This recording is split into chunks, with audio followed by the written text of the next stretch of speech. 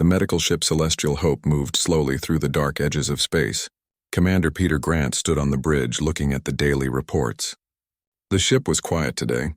Most of the crew worked at their stations, checking systems and running tests. Everything seemed normal until the alarm broke the silence. Lieutenant Amy Carson sat up straight at her console. Her fingers moved fast across the screen, trying to find where the signal came from. "Commander, we have a distress call," she said. Her voice was tight and worried. "It's a Kravik ship. They're about 40,000 kilometers away." Peter felt his body go stiff. The Kravik were not like humans. They stood 8 feet tall with sharp claws and strong muscles. Their teeth could tear through metal. They looked like the hunters from old Earth stories, the kind that chased prey through dark forests. Most species in the galaxy feared them. Even other strong races kept their distance. The Kravik had only joined the Galactic Coalition 10 years ago, and many still did not trust them. "What's wrong with their ship?" Peter asked. Amy looked at her screen again. "Life support is failing. They say people are hurt. They need medical help right now." She stopped and looked up at Peter. "Sir, they're asking for doctors, but not human doctors. They want anyone except humans." The bridge went quiet. Everyone knew what that meant. Many alien races did not want human doctors. They thought humans were too weak, too small, too much like prey animals. It did not matter that human medicine was some of the best in the galaxy. It did not matter that human doctors had saved thousands of lives. To species like the Kravik, humans looked soft and helpless. "How many are hurt?" Peter asked. "They won't say exactly. But the message says there are children on board." "Young ones," Peter's jaw tightened. "Children changed everything." He did not care if the Kravik wanted human help or not. No one would let children die because of old fears and stupid ideas about who was strong and who was weak. "Get the medical bay ready," Peter said. "Tell Dr. Linda Hayes to bring her team. We're helping them no matter what they want." 1 hour later, the Kravik ship sat inside the Celestial Hope's docking bay. The ship looked terrible. Holes were torn in the hull. Metal was twisted and bent. Something bad had happened here, something violent. The airlock opened with a hiss and 4 adult Kravik walked out. They carried injured crew members on flatboards. The biggest Kravik stepped forward. His name was Veth, and he was the captain. Old scars covered his face. His right arm hung wrong, clearly broken. His golden eyes looked at the human doctors and nurses standing ready to help. His face showed disgust. "We need medical help," Veth said. His words were hard to understand through his accent. He looked past all the humans to the few alien doctors standing in the back. "We want the Zentari or the Morlock doctors, not humans." Dr. Linda Hayes walked forward. She was a small woman, barely 5.5 feet tall. Her brown hair had gray in it, pulled back tight. She had worked as a trauma doctor for 20 years. She had seen every kind of injury, treated every kind of patient. She did not look scared of the massive Kravik standing in front of her. "Captain Veth, I'm the chief medical officer here," Linda said in a calm voice. "My whole team can help. We're all trained and ready. Please let us see you're wounded." Veth's lips pulled back. His teeth were long and sharp like knives. "No humans. We will wait for real doctors." Linda's face did not change, but Peter saw her eyes get hard. "Captain, your people are dying. We have 2 Zentari nurses and 1 Morlock doctor. They can't treat everyone alone. We need every doctor and nurse we have." "Then some will die," Veth said. His voice was flat and cold. "But they will die with honor. They will not be treated by prey." The word hung in the air like a slap. Peter saw his crew members go stiff. Some looked angry. Some looked hurt. But Linda just nodded once.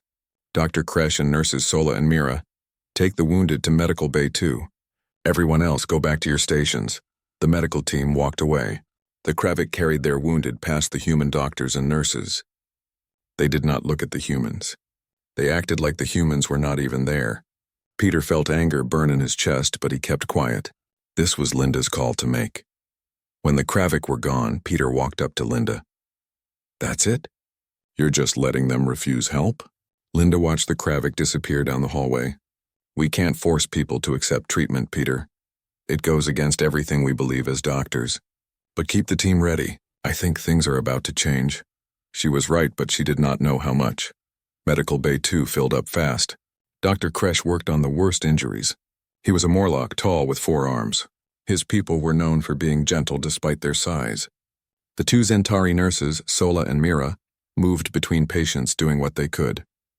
but there were too many injured and not enough hands to help them all. In the corner of the room, 3 small Kravik huddled together. They were cubs, young ones. They looked about 8 or 9 years old by human standards, but they were already 5 feet tall. 2 were male, 1 was female. Their fur was lighter than the adults, with spots that would fade as they grew. All 3 were hurt. The female had a deep cut on her shoulder. 1 male had terrible burns on his left side. The 3rd cub looked unhurt on the outside, but his eyes were empty and scared. Nurse Sola walked toward them slowly. The Zentari were peaceful people who ate only plants. They were known for being kind and understanding. If anyone could calm scared children, it would be Sola. But when she reached out her hand toward the female cub, all 3 children exploded with hisses and growls. The burned male jumped in front of the others. His small claws came out. He was ready to fight. "Easy, little ones," Sola said. She backed away with her hands up. "I just want to help you." The cubs did not listen. Their golden eyes followed every movement. Their bodies were tight and ready to attack or run. The female was bleeding badly, but when Dr. Kresh tried to come close, she snapped at him. Her teeth caught one of his lower arms and drew blood. Above the medical bay, Dr. Linda Hayes stood in the observation room. She looked down through the clear window at the scene below. Lieutenant Jake Morris stood next to her. He was the ship's expert on alien behavior and thinking. Nurse Danny Cole was there too. He was one of the human medical staff who had been sent away earlier. "They're terrified," Jake said. "Not just of us, of everything. Something really bad happened on that ship. The female is going to die if we don't help her soon," Danny said quietly. "Those burns on the male need treatment right now." "They're bad, really bad," Linda nodded. Her mind worked through the problem. Captain Veth and the other adults are asleep now for their surgeries. "We can't ask them what to do. Would they let us help anyway?" Jake asked. "The Kravik think humans are weak. They think we're prey animals. They don't respect us." "Maybe," Linda said, "but those children will die if someone doesn't do something. Sola and Mira are trying their best, but the cubs won't let anyone close enough." "What about holding them down?" Danny asked. He did not sound like he wanted to do it. "We could give them drugs to make them sleep." "To children who are already scared out of their minds?" Linda shook her head. "That would hurt them in ways that don't show. It would be the last thing we try." They stood quiet, watching the cubs huddle closer together. The female cub's blood made a pool under her. The burned male swayed on his feet. He was getting weaker, but he would not stop protecting the others. "There has to be something," Danny said. He turned to Linda. "What about a human doctor?" "You heard Captain Veth. They don't want humans near them." "No, the adults don't want humans," Danny said. "But these cubs are just scared and hurt. They're not thinking about politics or who's prey and who's predator. They're just kids who need someone to make them feel safe." Linda raised her eyebrow. "And you think a human can do that?" "I think the right human can," Danny said. "Someone who understands scared kids. Someone who's good with children." Jake's eyes went bright. "You're thinking of Claire." Linda looked surprised. "Nurse Bennett?" "She worked with hurt kids for 6 years before she joined the fleet," Danny said. "If anyone can reach those cubs, it's Claire." Linda was quiet for a long time. She was weighing the risks in her mind. If they went against what the Kravik adults wanted, it could cause big problems. Diplomatic problems, political problems, but the female cub was getting weaker every second. The burned male's legs started to shake. Linda knew there was really only one choice. "Get Claire up here," she said, "but make it clear she doesn't have to do this. If she's not comfortable, I'll understand." Danny was already moving toward the door. "She'll do it." Claire never could turn away from a kid who needed help. 10 minutes later, Nurse Claire Bennett stood in the observation room. She looked down at the 3 scared cubs. She was young for a trauma nurse, only 32 years old. She had red-brown hair and warm brown eyes. She grew up in Montana on a farm with 4 older brothers and sisters. She learned early how to calm scared animals and comfort frightened children. "They won't let anyone close," Linda explained. "The female is losing too much blood. The male's burns are getting worse every minute. We need someone to get through to them, someone to make them understand we're trying to help." Claire studied the cubs carefully. She watched how they moved, how they positioned their bodies, how the burned male. Claire walked into medical bay 2 by herself. She carried only a small medical kit. Dr. Kresh looked up from where he was trying to get the cubs to come closer. Relief showed in his eyes when he saw her. "Nurse Bennett," he said in his deep voice, "perhaps you will have better luck than me." Claire smiled at him but said nothing. All her attention was on the 3 cubs now. They saw her the moment she entered. Their golden eyes locked onto her immediately. The burned male cub's growl got louder. It was a sound that would make most prey animals run away in fear. But Claire had worked with hurt children for years. She had dealt with angry parents on drugs. She had talked to teenagers with weapons. She had calmed down so many scared children who hit and kicked because they were afraid. These cubs were bigger and had sharper claws, but the fear in their eyes was the same. Fear was the same everywhere, in every species. She did not walk toward them. Instead, she went to a medical cabinet on the far side of the room. She kept her movements slow and easy to see. She pulled out supplies and put them on a nearby tray. The items made soft clicking sounds. Nothing threatening. All the while, she talked in a steady, calm voice. "I know you're scared," she said. Her voice was low and gentle. "I would be too. You've been through something terrible. Now you're in a strange place with strange people. Everything hurts and you don't know who to trust." The cubs watched her. Their growling got quieter. They were listening. "My name is Claire," she continued. She organized bandages and medicine with slow, careful movements. "I'm a nurse. Do you know what that means? It means my job is to help people who are hurt. That's all I want to do, help you feel better." She pulled up a stool and sat down. She was still 10 feet away from the cubs. She made herself small and not threatening. Her body language was open and relaxed even though her heart was beating fast. "I had a dog when I was little," Claire said like she was just telling a story. Her name was Copper. She was the sweetest dog in the world. But one day she got out of the yard and a car hit her. When I found her, she was hurt and scared. She tried to bite me even though she knew me. She loved me. But the pain and fear made her forget that. She just knew she was hurting and she wanted it to stop. The female cub made a soft sound of pain. It cut right through Claire's heart. Blood was still coming from her shoulder wound. Her pale fur was dark and wet with it. "I sat with Copper for a long time," Claire continued. "Just sat there talking to her, letting her know I was there. And after a while she remembered. She remembered that I loved her. That I would never hurt her. She let me pick her up and take her to the animal doctor. And you know what? She was okay. It took time and care, but she healed." Claire slowly reached into her medical kit. She pulled out a bandage. She held it up so the cubs could see it clearly. Then she set it on the floor and pushed it gently. It slid across the smooth floor and stopped halfway between her and the cubs. "That's for your sister's shoulder," she said. She looked at the burned male cub. He seemed to be the protector of the group. "I can see she's hurting. That bandage will help stop the bleeding. You can put it on her yourself if you don't trust me yet." The cub stared at the bandage. Then he looked at Claire. His golden eyes were narrow with suspicion. But he did not growl. That was good. That was progress. "I'm not going to force you to take help," Claire said. "That's not how this works. But I need you to understand something important. Your parents, the adults from your ship, they're being taken care of right now by my friends. They're going to be okay. And they would want you to be okay too. They would want you to let us help you." The third cub, the one in shock, suddenly made a small sound.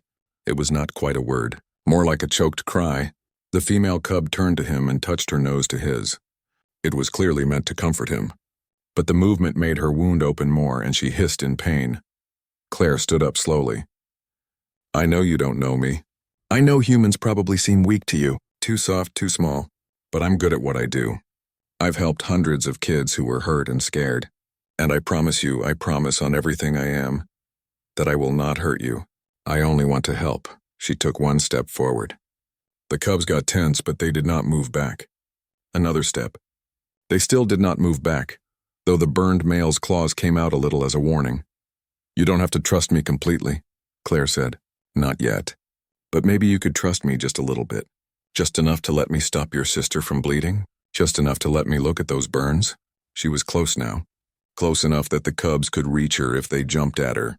Close enough that she could see the thinking in their eyes. She could see the war between instinct and reason happening behind those golden eyes. Claire got down on her knees. She made herself smaller than the cubs. She held out her empty hands with her palms up. "It was a gesture of peace that worked across all species, please," she said softly. "Let me help you." For a long moment, nothing happened. The whole medical bay seemed to hold its breath. Even Dr. Kresh had frozen, watching what would happen. Then, slowly, the burned male cub's shoulders dropped. He was exhausted and in terrible pain. Despite his instincts, some part of him knew that this small human meant what she said. He took a half step back. He was no longer blocking Claire's path to the injured female. It was all the permission Claire needed. Claire moved carefully. Every action was slow and clear. She went to the female cub first. She knew that treating the most hurt one would show the others that she really wanted to help. The cub watched her with wide, scared eyes but did not snap or growl when Claire knelt beside her. "Hey there, sweetheart," Claire said softly. "I'm going to touch your shoulder now, okay? It might hurt a little, but I'll be as gentle as I can." She put her hand near the wound. The cub flinched when she felt the touch. The cut was deep. It had probably come from a piece of metal during the attack. It had missed the big blood vessels, thank goodness, but it was still serious enough that it needed help right away. Claire worked quickly, but gently. She cleaned the wound with medicine and put a tight bandage on it to stop the bleeding. She kept talking in soft, reassuring words. Her voice was a calm sound in the scary situation. "You're doing so well," she said. "So brave. This is the worst part, I promise. Once we get this bleeding stopped, you're going to feel so much better." The female cub made small sounds of pain but did not pull away. In fact, after a few moments, she leaned slightly toward Claire's touch. She was seeking comfort the way scared children of all species did. When Claire finished with the bandage, she looked up. Both male cubs were watching her closely. The one in shock had tears running down his furry face, but his eyes were more focused now, more present. The burned one still stood close to protect them, but his aggressive posture had softened. "Can I look at those burns?" Claire asked him gently. "They must hurt so much." The cub hesitated. Then slowly he held out his injured arm toward her. Claire's heart broke at the trust in that gesture. She looked at the burns carefully. They were severe. 4th degree in several places, just as Danny had feared. The cub needed treatment right away and probably surgery. "You're very tough," Claire said. She pulled out special burn medicine from her kit. "These are serious burns, but we have good medicine. This gel is going to feel cool at first. Then it will start to make the pain go away. Is that okay?" The cub gave a small nod. Claire put the gel on with very light touches. She watched as the cub's face changed from pain to surprise to relief as the numbing medicine started to work. "Better?" she asked, another nod. This one was more sure. The cub's shoulders relaxed. For the first time since Claire had entered the bay, his claws went back in completely. Claire turned to the 3rd cub. He seemed unhurt on the outside but was clearly suffering on the inside. She did not try to touch him right away. Instead, she sat back and just looked at him with kind eyes. "You've been very brave taking care of your brother and sister," she said. "But you're scared too, aren't you?" "That's okay. Being brave doesn't mean not being scared. It means being scared and still doing what needs to be done." The cub's lower lip shook. He opened his mouth like he wanted to speak, but no words came out. Instead, he made that choked sound again. Claire understood what she was seeing. The cub was trying not to cry. He was fighting against the big emotions that wanted to break through. "It's okay to cry," Claire said gently. "Sometimes when really scary or sad things happen, crying is the right thing to do. It doesn't make you weak. It makes you honest. That was all it took." The wall broke and the cub began to cry. His whole body shook with the force of his tears. Without thinking, Claire opened her arms. She was offering comfort in the most basic way she knew. For a heartbeat, the cub did not move. Then, like something switched on, he stumbled forward and fell against Claire's chest. His crying got louder as she wrapped her arms around his shaking body. "That's it," Claire whispered, holding him close. "Let it out." "I've got you. You're safe now, I promise." Those words hung in the air. A promise made to a child of a species that saw humans as prey. A promise that carried the weight of medical oaths and personal belief. Claire felt the responsibility of it settle deep inside her bones. She meant every word. In the observation room above. 6 hours passed. The medical bay had changed from a place of fear and pain to one of careful healing. The 3 Kravik cubs lay on special beds made for their size. Their injuries were properly treated and bandaged now. The female cub's shoulder had been stitched up and would heal without problems. The burned male had surgery to put special skin over the worst of his injuries. He was resting now under medicine that made him sleep. The 3rd cub, the one who had been in shock, was not hurt on the outside but stayed close to Claire. His small hand held onto her sleeve whenever she moved more than a few feet away. Claire sat between the beds. She was exhausted but would not leave. She had been with the cubs for hours now, talking to them, learning their names. The female was called Rika. The burned male was Thane. The one in shock was Duran. They were brother and sister, she learned. They were traveling with their parents to a new world when the raiders attacked. "Is my mother okay?" Rika asked for the third time. Her voice was small and uncertain. "She's going to be fine," Claire told her again. "She broke her leg and had some injuries inside her body, but Dr. Kresh fixed her up." "Your father too? They're sleeping now, letting their bodies heal. But they'll wake up soon, and they won't be angry?" Duran asked quietly. "That we let a human help us?" Claire's heart squeezed at the question. These children were worried about making their parents angry even after everything they had been through. "They won't be angry," she said firmly. "They'll be grateful that you're safe and healing. That's what parents care about most, their children being okay."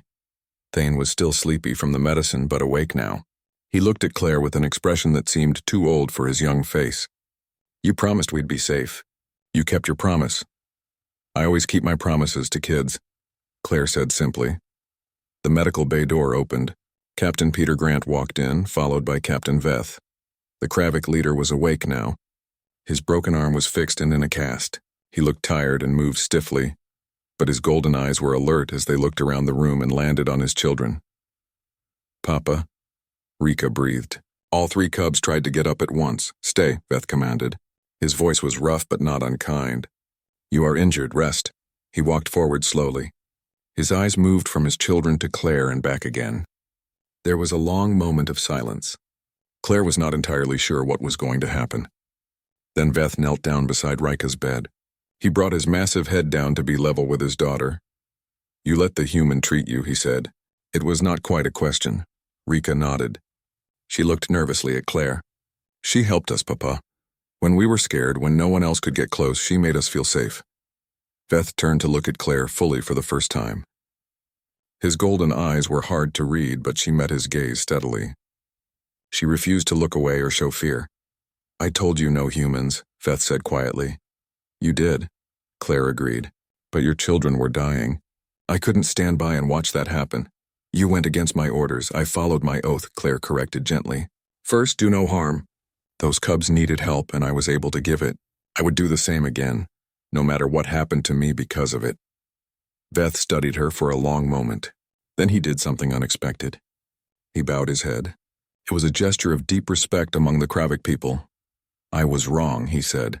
The words were clearly hard for him to say, but they were sincere. "About humans. About you." He looked back at his children. "You kept them safe when I could not. You showed kindness when you could have followed my prejudice. For this I owe you a debt that can never be fully repaid." Claire felt her eyes sting with sudden tears. "You don't owe me anything. They're children.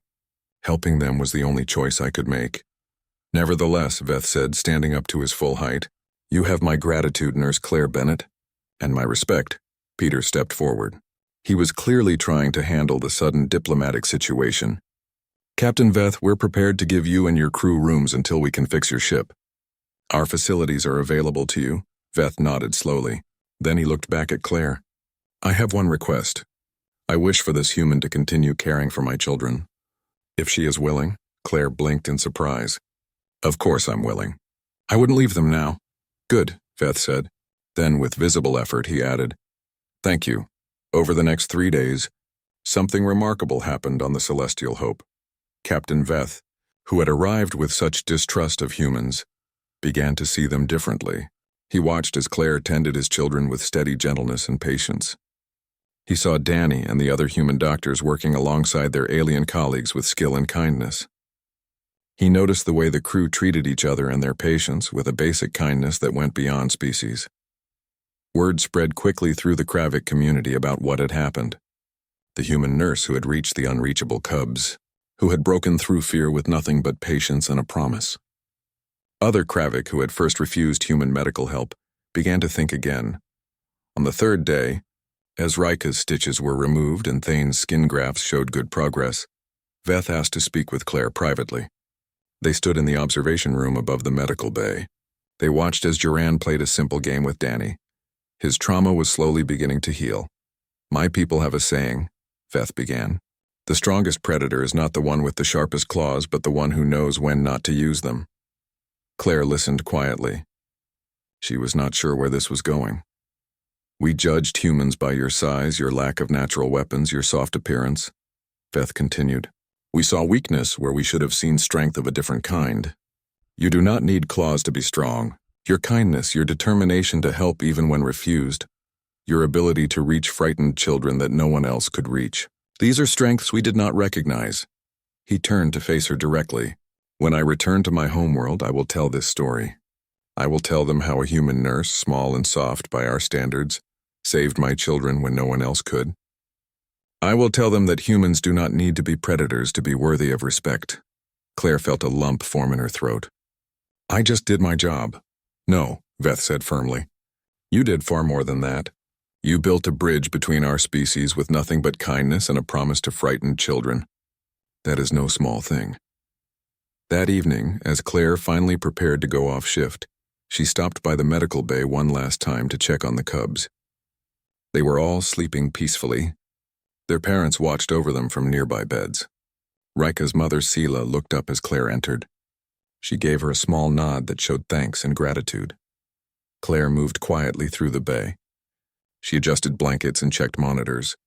It was the same routine she had done thousands of times in her career. But this time felt different. This time she had done more than heal injuries. She had helped bridge a gap between species, had shown that understanding and kindness could overcome even the deepest prejudices. As she turned to leave, she heard a small voice call out. Claire? It was Duran, awake despite the late hour. She moved to his bedside and sat in the chair she had used so often over the past few days. Can't sleep? She asked gently. I wanted to say thank you, Duran said, for keeping your promise. For making us safe, Claire smiled. She reached out to gently pat his hand. You're very welcome, sweetheart. That's what I'm here for. Will you be here tomorrow, he asked. A hint of worry crept into his voice. I will, Claire promised. And the day after that and the day after that, until you're all better and ready to continue your journey. I'm not going anywhere. Duran relaxed. His eyes were already closing. Good. I feel safe when you're here. Those words stayed with Claire as she finally left the medical bay and walked to her quarters. I feel safe when you're here. In the end, was not that what medicine was really about? Not just treating injuries or curing diseases, but creating a space where people felt safe enough to heal, to trust, to let down their defenses and accept help. The next morning, Claire arrived for her shift to find a message waiting. It was from Galactic Medical Command, sent through Captain Grant. Apparently, Captain Veth's report of what happened had reached the Coalition leadership. Her actions were being recognized officially. There was talk of an award, of her case being used as an example in medical training programs across the galaxy. But more importantly, there was a second message. This one from the Kravik Medical Council. They were requesting information about human medical training practices. They were expressing interest in starting an exchange program. The walls of prejudice were beginning to crack. Light was coming through. Claire read both messages, then deleted them and went to start her rounds. Awards and recognition were nice, but they were not why she did this work. She did it for moments like yesterday, when Thane had smiled for the first time since the attack. For the way Rika had held her hand during a painful bandage change, trusting her completely. For Duran's whispered words, I feel safe when you're here. In the medical bay, the three cubs were already awake and talking excitedly. They had been told that morning that they would be well enough to move to family quarters with their parents by tomorrow. The thought of being together as a family again, of returning to some kind of normal life, had lifted everyone's spirits. Claire, Rika called out as soon as she entered. As the day went on, Claire thought about how much had changed in just a few days. She had entered that medical bay not knowing if she could reach those terrified cubs. She had been armed with nothing but experience and hope. She had gone against orders and risked causing big problems between species. All because she could not stand by and watch children suffer. And in doing so, she had proven something that the galaxy was still learning about humanity. Humans might not have claws or fangs. They might not have thick armor or natural weapons. But humans had something equally powerful, an almost reckless capacity for caring about others. A willingness to step into dangerous or uncertain situations if it meant helping someone in need. The cubs continued to heal over the next few days. Rika's shoulder wound closed nicely and the stitches came out without any problems. Thane's burns responded well to the grafts and the special medicines. The pain was manageable now, and he could move his arm again without crying out. Joran, who had no physical injuries, was the one who took the longest to heal. The fear and trauma ran deep. But with Claire's patient care and his family's love, he was slowly coming back to himself. On the 5th day, Dr. Linda Hayes called Claire into her office. When Claire entered, she found not just Linda, but also Captain Peter Grant and Lieutenant Jake Morris waiting.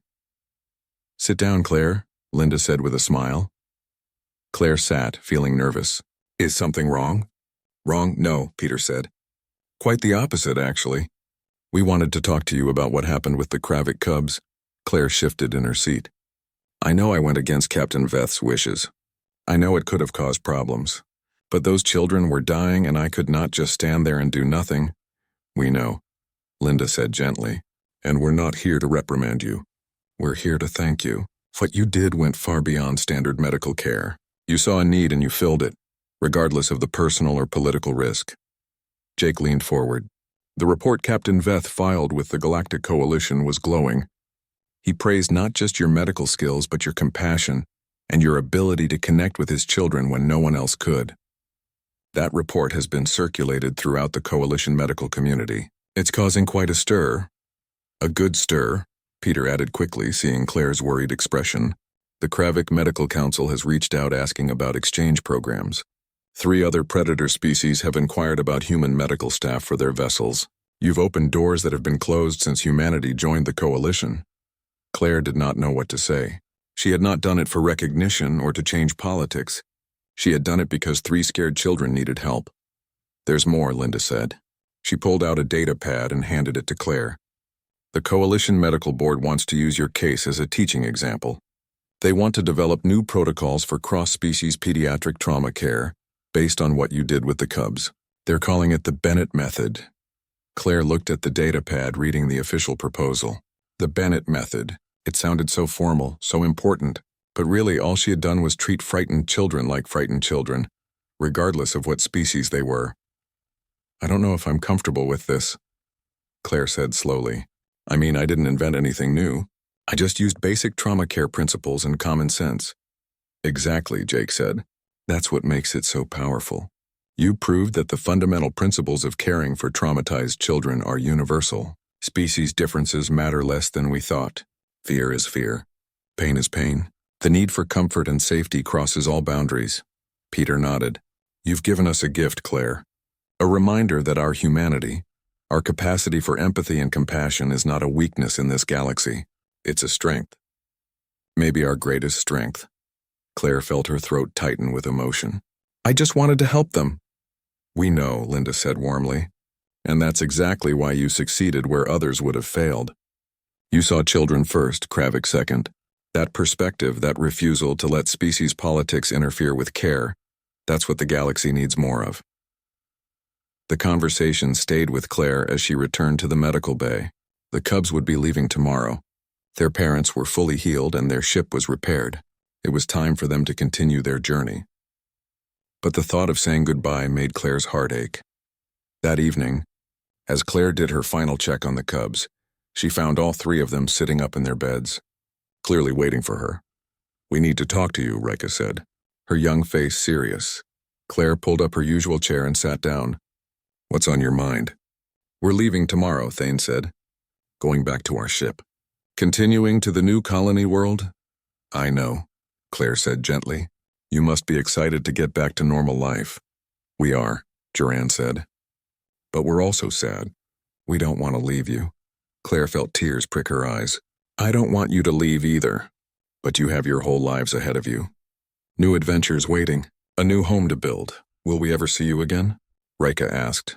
Claire thought about how vast the galaxy was, how unlikely it would be that their paths would cross again. But she could not bring herself to say that to these children who had come to trust her so completely. "I don't know," she said honestly. "The galaxy is a big place. But I'll never forget you. Any of you. You taught me something important." "What did we teach you?" Thane asked, puzzled. "That bravery comes in all forms," Claire said. "You 3 survived something terrible. You were hurt and scared and alone, but you kept each other safe. You protected each other even when you were terrified. And when you finally did accept help, you took a leap of faith. You trusted someone who looked nothing like you. Someone your whole culture said you should not trust. That takes real courage. You were the one who was brave, Duran said. You came to us when everyone said you should not. When we tried to scare you away, you stayed and you helped us anyway. Claire smiled. Maybe we were all brave together. Later that night, after the cubs had finally fallen asleep, Captain Veth found Claire in the observation room. She was looking down at his children, memorizing their peaceful faces. They care for you deeply, Veth said quietly, coming to stand beside her, as do their mother and I. They're special kids, Claire said. You should be very proud of them. I am, Veth said. But I am also humbled. By them and by you. He was quiet for a moment, then continued. Before this happened, I believed humans were weak. Too soft to survive in a harsh galaxy. I thought your kindness was a liability. Your empathy a flaw. I was wrong, Claire turned to look at him. In the dim light of the observation room, the fierce Kravik captain looked almost gentle. Your kindness is not weakness, Veth said. It is strength of a kind my people have forgotten. We pride ourselves on our physical power, our hunting skills, our ability to dominate and survive. But we have lost something along the way. The ability to show mercy without shame. The willingness to help those who are vulnerable. The courage to be gentle. You have those things too, Claire said. I've seen how you are with your children. The love and care you show them. With our own, yes, Veth agreed, but not with others. We keep ourselves separate, isolated by our pride and our fear of appearing weak. You have shown me that there is another way. He reached into his pocket and pulled out a small object. It was a medallion, carved from what looked like bone or ivory with intricate designs etched into its surface. This is a family token, Veth explained. It marks you as an honorary member of our clan. If you are ever in need, if you ever require help, any Kravik who sees this will know you are under our protection. They will help you as they would help family. Claire took the medallion with shaking hands. She understood the weight of what he was giving her. In Kravik culture, family was everything. To be made honorary family was one of the highest honors they could bestow. I don't know what to say, she whispered. Say you will remember us, Veth said, as we will remember you. The human who taught us that strength comes in many forms. I will, Claire promised. Always. The next morning came too quickly. The Kravik crew gathered in the docking bay, preparing to return to their repaired ship. The three cubs stood with their parents, their injuries healed but the emotional scars still visible in how tightly they stayed together. Claire came to say goodbye, along with Dr. Linda Hayes, Captain Peter Grant, and the rest of the medical staff who had helped care for the Kravik crew. There was a formality to the moment, a sense that something important had happened here and everyone knew it. We are grateful for your care, Veth said officially to the assembled crew. You have shown us hospitality and skill. Our debt to you is profound. It was our honor to help, Peter replied formally. But then the formality broke. Rika broke away from her parents and ran to Claire, throwing her arms around the nurse's waist. Thane and Duran followed immediately after, and suddenly Claire was surrounded by three Kravik cubs clinging to her like they never wanted to let go. Thank you, Rika whispered. For everything. For making us feel safe, Thane added. For keeping your promise, Duran said, his voice muffled against Claire's shoulder. Claire hugged them back, tears streaming freely down her face now. You take care of each other, she said. And remember, being strong doesn't mean you can't ask for help. It means knowing when you... 3 months passed after the Kravik family left the Celestial Hope. Life returned to its normal rhythm for Claire and the crew. They responded to distress calls, treated injured crew members from various ships, and continued their mission of providing medical care throughout the Outer Rim. But things were not quite the same as before. Word of what Claire had done spread through the galaxy faster than anyone expected. The story of the human nurse and the Kravik cubs became known far and wide. It was told in medical schools, discussed in diplomatic circles, and shared among spacers at ports across the galaxy. Claire tried to ignore the attention. She went about her work as she always had, treating each patient with the same care and dedication regardless of their species. But she could not ignore the changes happening around her. More and more alien patients specifically requested human medical staff. Species that had once viewed humans with suspicion now came to the Celestial Hope seeking their care. The change was most dramatic with predator species. The Kravik were not alone in their initial prejudice against humans. Many carnivorous and predatory races had viewed humanity as weak, as prey animals playing at being doctors and nurses. But Captain Veth's report and his passionate advocacy had changed minds. One day, a Sarkoth warship requested medical assistance. The Sarkoth were even more fearsome than the Kravik, standing 10 feet tall with armored hides and mandibles that could crush steel. They were known as fierce warriors who rarely sought help from anyone. But their message specifically asked for Nurse Claire Bennett. Claire boarded the Sarkoth ship with a medical kit and a translator device. She was led to their medical bay where a young Sarkoth lay injured. He had been hurt during a training exercise, his leg badly broken. But it was not just the physical injury that was the problem. The young Sarkoth, barely an adult by his species' standards, was terrified of doctors. He had been in a medical accident as a child and now panicked whenever anyone tried to treat him. He had already injured 3 of his own people's medics in his fear-driven struggles. "We heard what you did with the Kravik young ones," the Sarkoth captain explained to Claire. "We hope you can help our warrior the same way." Claire approached, the frightened Sarkoth slowly, using the same techniques she had used with the cubs. She spoke in a calm, steady voice. She kept her movements predictable and non-threatening. She gave him control over the situation, asking permission before each action. And slowly, carefully, she gained his trust. 2 hours later, the leg was properly set and casted. The young Sarkoth was resting comfortably, no longer panicked or aggressive. The Sarkoth captain looked at Claire with something like awe. "You have a gift," he said. "You see past the teeth and claws to the person underneath." News of this success spread even further. Soon the Celestial Hope was receiving requests from across the sector. Not all were emergencies. Some were simply requests for Claire to train other medical personnel in her methods. The Galactic Medical Council formally adopted the Bennett method as standard protocol for treating traumatized patients of any species. Claire found herself giving lectures and demonstrations. She was invited to speak at medical conferences. A university on Earth even offered her a teaching position. But Claire turned it all down. Her place was here, on the Celestial Hope, doing the work she loved. "You could have fame and fortune," Danny told her one day as they worked together in the medical bay. "Why stay here?" Claire smiled as she organized medical supplies. "Because this is where I'm needed. The awards and recognition are nice, but they're not why I do this. I do this because every time I help someone, every time I make a scared patient feel safe, that's the reward. That's what matters." 6 months after the Kravik cubs left, Claire received a personal message. It was from Duran. The family had reached their new colony world and was settling in well. All 3 cubs were thriving.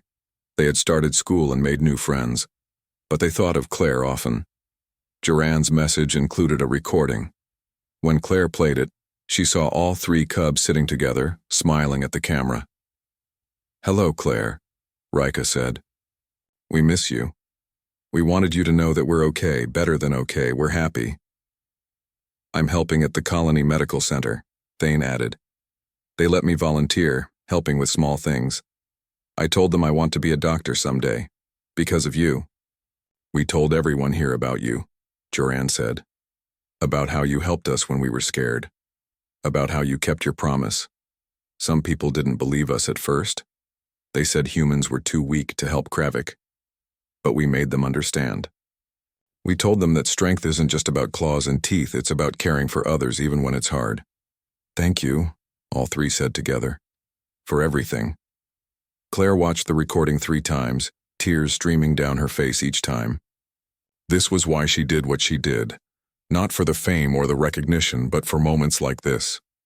To know that she had made a real difference in these children's lives, that they were thriving and happy and whole. She sent a message back, telling them how proud she was of them. How happy she was to hear they were doing well. She told Thane that he would make an excellent doctor.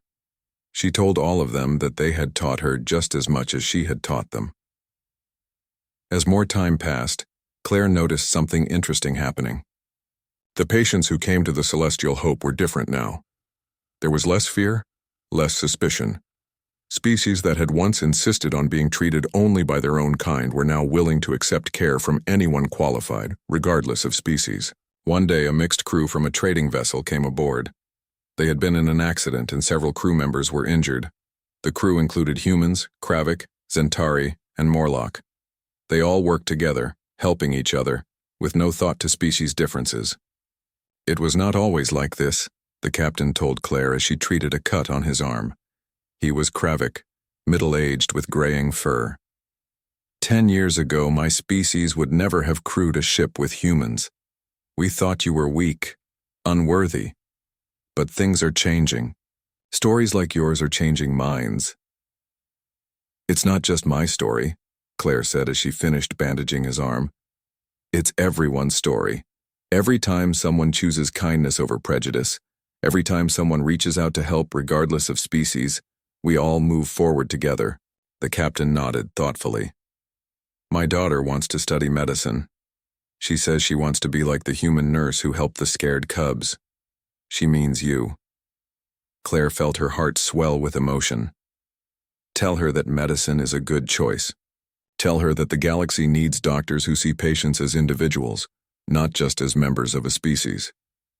I will, the captain promised. A year after the incident with the Kravik cubs, Captain Veth returned to the Celestial Hope. His ship docked in the bay, and he came aboard with his whole family. The cubs had grown.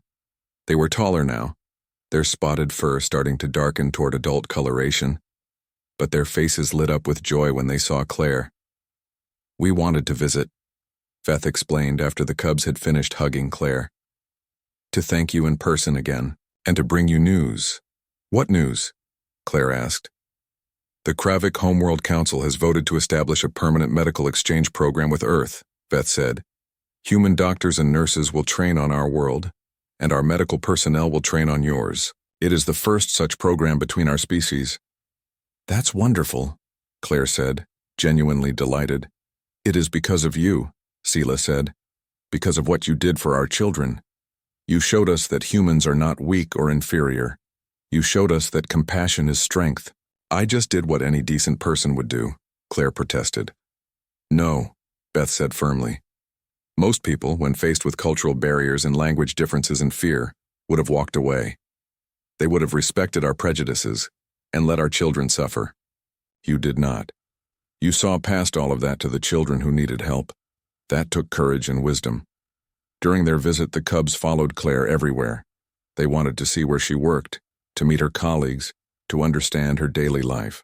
Claire showed them the medical bay, introduced them to Danny and Linda and the rest of the staff.